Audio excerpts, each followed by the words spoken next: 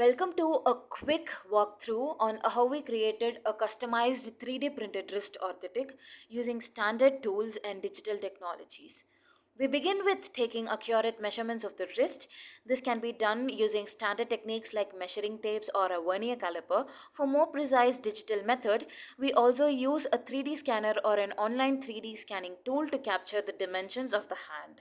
Once the measurements are ready, we move on to designing the 3D model in a software called Mesh Mixer. The standard model or standard dimensions are imported and the orthotic is digitally sculpted to fit the hand. After designing, the model is exported in STL format. Next, we import the STL file into another software called Ultimaker Cura. Here, we slice the model, converting it into G code, a language that a 3D printer can read.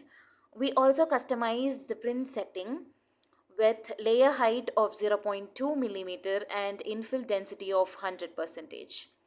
Once the slicing is complete, we save the G-code file into an SD card and insert it into a 3D printer.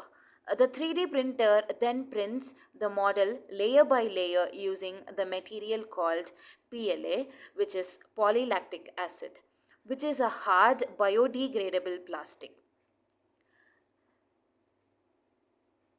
After printing, the orthotic is solid and rigid.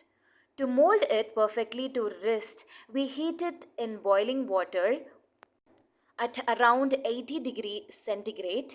This softens the PLA material and makes it flexible enough to reshape. Wearing protective gloves, I mold the orthotic around my wrist for custom fit. Once it cools and hardens again, it retains the new shape. Then we use a sanding tool or sandpaper to smooth out the rough edges, especially around the tips to ensure comfort and clean finish. With this, the custom 3D printed wrist orthotic is complete and ready for use.